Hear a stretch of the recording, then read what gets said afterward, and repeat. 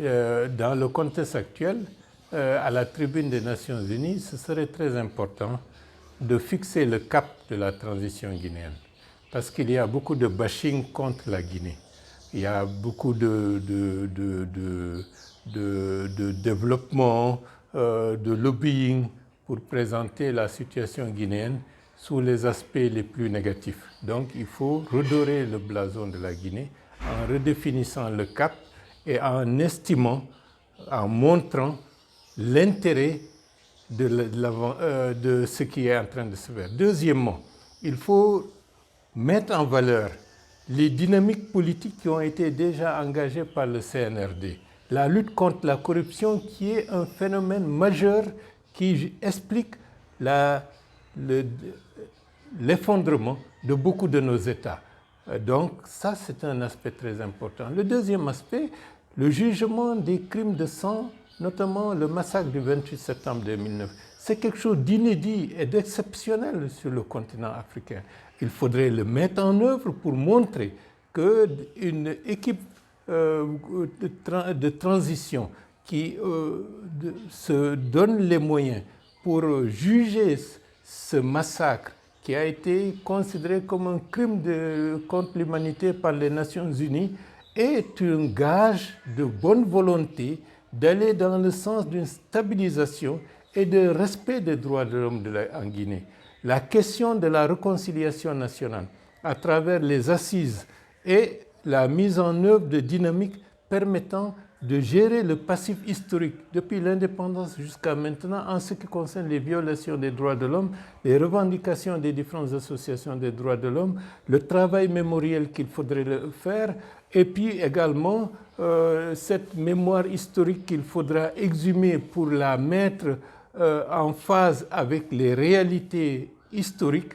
Je pense qu'il y a de la matière à montrer que la transition guinéenne a des spécificités, a une démarche qui va dans le sens de la refondation d'un État s'appuyant sur un socle démocratique plus sûr pour nous permettre d'avancer.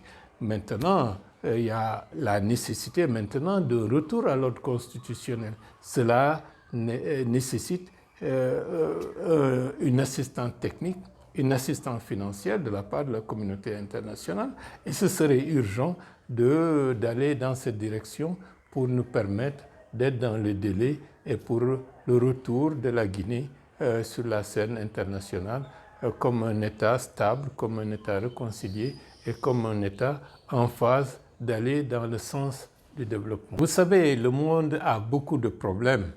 La guerre en Ukraine, une inflation galopante, les pays s'interrogent et chacun met l'essentiel de son attention sur ses propres problèmes intérieurs.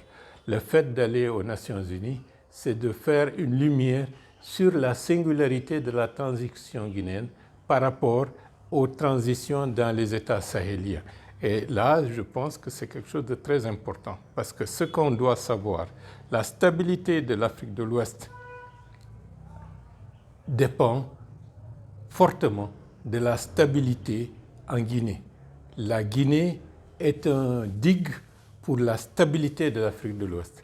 La communauté internationale doit mesurer les enjeux qui sont liés à une gestion pacifique, apaisée et réussie de ce que la Guinée est en train de faire avec le CNRD. Pourquoi? Parce que si on échoue, il va de soi que c'est la porte ouverte à des avancées, des forces asymétriques de déstabilisation qui ont essaimé principalement dans le Sahel, qui auront une possibilité beaucoup plus facile de s'infiltrer dans un pays comme la Guinée. D'où la nécessité pour la sécurité intérieure guinéenne, pour la sécurité régionale et même pour la sécurité mondiale et une stabilisation de l'Afrique de l'Ouest, que la situation de la Guinée soit vue avec un autre regard pour accompagner cette transition. Et les forces vives annoncent une manifestation de ce côté. Pensez-vous que cela est opportun lorsque le président de la transition sera du côté de New York pour assister au sommet des Nations Unies? Non, je ne pense pas que ce soit la bienvenue. Qu'est-ce qu'il aurait été mieux indiqué? C'était ces deux, parce que je ne veux pas mettre tout le monde dans le même paquet, ces deux se constituer et demander une audience aux autorités de la transition lorsqu'elles seront à New York pour de vive voix s'écouter, se parler, se comprendre. Il n'est pas dit que les uns et les autres auront des points d'accord sur toutes les questions, mais ce serait bien avant de sortir et de faire des activités tonitruantes qui n'ont pas prospéré en Guinée et qui constituent en Guinée de part et d'autre des situations qui vont dans le sens d'une aggravation de la situation des populations le long de l'axe. Je pense que ce serait plus sage de faire, d'adopter une pause.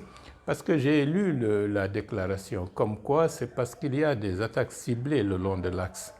Et je pense que de ce point de vue, ceux qui organisent à chaque fois des manifestations rien que dans l'axe ont une grande part de responsabilité dans ce qui arrive dans l'axe. Un. Deuxièmement, les populations qui habitent le long de l'axe en ont marre de toutes ces manifestations, quelle que soit la nature des manifestations qui sont organisées, parce que ce sont les populations qui sont prises en otage, qui sont impactées. Troisièmement, il va de soi que dans le cadre de l'organisation des manifestations et qui ont un impact négatif sur la vie des populations le long de l'axe, et bien entendu, il y a des complicités occultes, aussi bien d'organisateurs que de ceux qui se retrouvent de l'autre côté des forces dites de sécurité.